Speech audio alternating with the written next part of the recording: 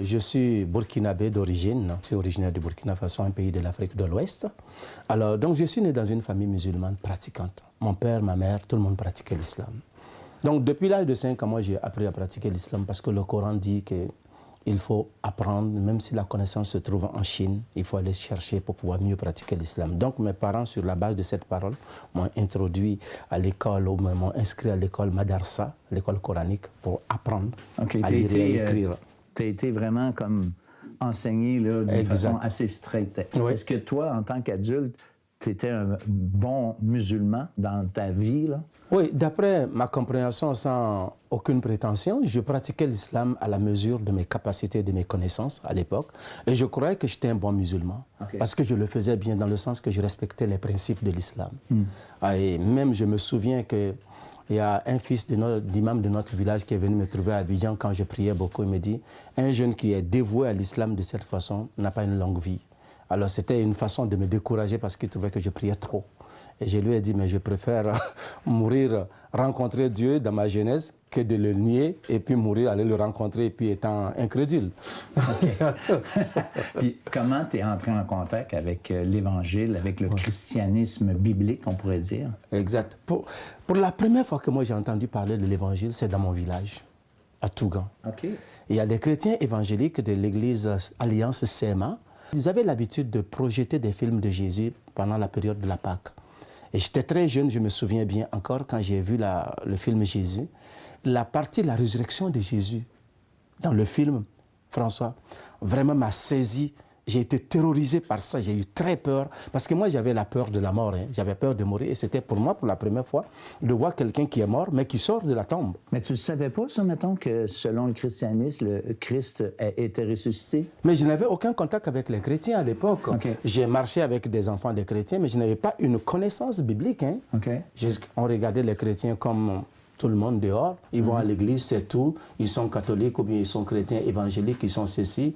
Ben nous, on le disait les protestants évangéliques ou bien les Américains, puisque c'était eux qui avaient amené le protestantisme dans notre région. Mais je n'avais aucune connaissance de la Bible, sincèrement. Il y a la résurrection là, qui t'a plongé. Oui. Et puis après ça, il s'est passé quoi? Alors, plusieurs années, je pourrais dire 20 ans plus tard, je me ramasse en Côte d'Ivoire chez mon oncle, où j'étais allé apprendre un métier. Et puis pendant mon séjour en Côte d'Ivoire, je me suis ramassé dans un dépôt de pain où je vendais le pain pour mon oncle. Et puis, j'avais beaucoup de questions qui me revenaient, comme bâtir un foyer heureux, comment je peux être certain si je mourais aujourd'hui, je vais être sauvé, la certitude, avoir la certitude de mon salut. Tu ne savais pas où tu allais aller, toi. En tant que musulman, il n'y avait aucune certitude, aucune assurance. Pas en tout. Pas en tout. Parce que le Coran même nous dit, prie, peut-être Dieu aura pitié de toi. Crois au prophète Mohammed, peut-être Dieu aura pitié de toi. Peut-être. C'est peut-être, peut-être. Il n'y a pas la certitude dans le Coran. Et ça me préoccupait moi et ça me faisait beaucoup peur. Donc là, je rencontre un chrétien et là, il me dit, je t'invite à notre invitation pour aller écouter la parole de Dieu. Je dis, ok, je viens, vas-y. Et je m'assois, je prépare 25 questions, puis je m'en vais. Puis je vais lui prouver qu'ils sont niaiseux, ces gens-là. Parce que pour moi, c'était ça mon intention, de les prouver qu'ils sont niaiseux. Alors donc, je m'en vais avec mes 25 questions sous le bras, et puis je suis bien assis, bien accueilli par eux. Et on a eu une bonne discussion, et puis je lui ai demandé, j'ai dit, vous dites que Jésus est Dieu, oui. Dieu est Dieu, oui. Marie est Dieu. Il dit non, on n'a jamais dit Marie est Dieu, le Saint-Esprit est Dieu. Ok, vous adorez 3 dieux, vous les chrétiens. Il dit, on adore un Dieu qui s'est manifesté de 3 manières distinctes. Je dis, ok, quand Jésus est mort sur la croix, là, Dieu est mort. Qui gouvernait le monde en ce moment? Pour moi, c'était une question, une colle. Alors, il me regarde, il sourit, puis il me dit, écoute, Adamas, t'inquiète pas pour ça. Quand la deuxième personne de la Trinité est morte sur la croix, les 2 autres personnes de la Trinité ont gouverné le monde. T'inquiète pas pour ça. Et ça, j'ai trouvé qu'il a répondu ça avec une facilité parce que pour moi, je voulais lui coller une colle pour... Tu pensais que tu allais l'embêter. Exact, mais ça ne s'est pas donné comme ça. Bon, tout ce cheminement, j'allais dire, intellectuel, tes questionnements, c'est bien beau, mais à un moment donné, il s'est passé quelque chose, comme on dit, nous, tu t'es converti au Christ, il s'est passé quelque chose. Peux-tu me raconter, là, qu'est-ce qui s'est passé? Quand je lisais le texte et la prière de notre Père qui est aux cieux, moi, là, j'étais seul dans mon dépôt de pain. C'était une prière que je n'avais jamais entendue au départ. Quand je lisais ça, là, François, Je l'ai lu 3 fois. J'avais la chair de poule de la plante, puis on dirait il y avait... Je te dis là, j'avais l'impression que quelqu'un faisait asseoir un trône dans mon cœur. Que ton règne vienne, que ta volonté soit faite sur la terre comme dans les... Ça, je sentais ça. Et ça, je te le dis aujourd'hui, là, je n'avais jamais parlé ça à quelqu'un avant. Ah ouais? Oui. C'est un cue, là? Vraiment. Ça, là, c'est vraiment quelque chose que je te dis, je n'avais jamais parlé ça à quelqu'un avant, à part mon épouse qui savait ça. Et ça m'a beaucoup marqué. C'est à partir de ça que je suis allé rencontrer les chrétiens. Et puis, j'ai discuté avec eux. Et les passages bibliques qui m'ont beaucoup marqué, en dehors de ce texte, il y a Matthieu 11, 28 qui dit « Venez à moi, vous tous qui êtes fatigués et chargés, je vous donnerai du repos. » Et ce texte-là m'a marqué parce que moi, j'avais un fardeau, le fardeau du péché. Tu avais un fardeau de péché. Oui. Tu étais un musulman pratiquant, oui. fidèle. Tu ne vivais pas dans l'immoralité. Non. Mais tu avais un fardeau, tu as une culpabilité qui te pesait dessus. C'est ça que tu me dis, là? Oui, parce que j'étais conscient que le musulman que j'étais, que je n'étais pas parfait. Et que malgré mon dévouement pour l'islam, je pouvais pécher. Et moi, j'avais peur de l'enfer, j'avais peur de la mort. Et l'islam ne me donnait pas une solution vraiment à ce problème-là.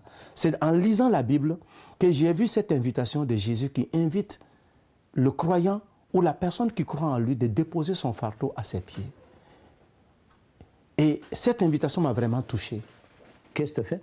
J'ai continué de faire mon cheminement et de rechercher. Plus tard, quand je tombe sur le passage de Jean 5, 24, en vérité, je vous le dis, celui qui écoute mes paroles et qui croit à celui qui m'a envoyé à la vie éternelle ne vient point en jugement, mais il est passé de la mort à la vie. Ça répond à un de mes besoins. Je ne vais pas passer devant le tribunal de Dieu pour être jugé, puisque je sais que mes fardeaux sont lourds. Et là, si je crois en Jésus, je n'ai plus besoin de passer devant le tribunal. Je suis sauvé, j'ai la vie éternelle. Et ça, j'ai saisi ce moment-là. OK. Là, autrement dit, c'est là que la Bible dit, tu es né de nouveau. C'est là que tu t'es vraiment converti au Christ. Et une des choses qui a changé, selon ma compréhension de ce que tu me dis, c'est que tu avais un fardeau en relation avec la culpabilité. Et maintenant, ce fardeau était complètement enlevé.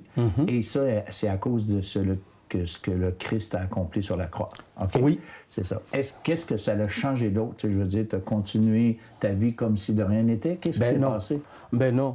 Et quand j'ai reçu Christ dans ma vie et que j'ai donné, que je me suis reconnu pécheur, que j'ai demandé après pardon à Dieu, parce que j'ai rencontré le Messie, on a discuté, puis on a prié, j'ai demandé pardon à Dieu et Dieu m'a pardonné et j'ai commencé à vivre ma nouvelle vie en Jésus-Christ.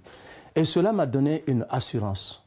Et je peux te dire que une des premières des choses qui a changé radicalement, que moi-même j'ai vu, que j'ai senti, c'est le fait que j'avais la paix dans mon cœur.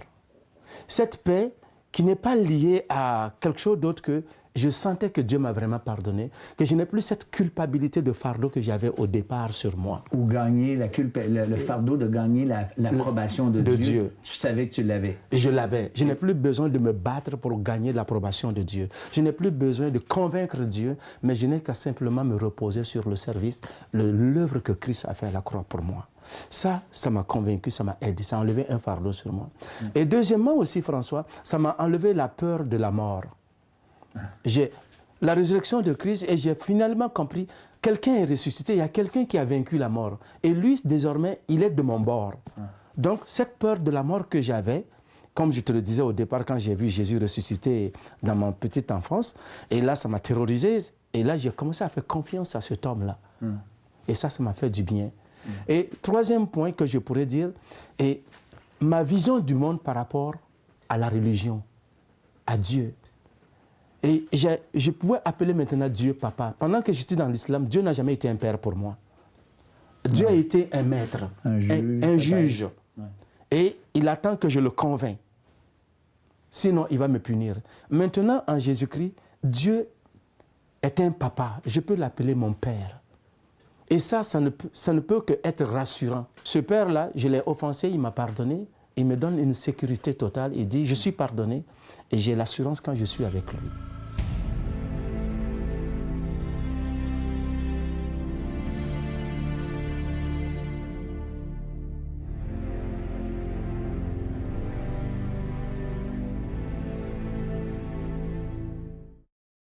Vous avez des questions ou des commentaires sur ce que vous venez d'entendre? Contactez-nous par téléphone ou réagissez sur les médias sociaux.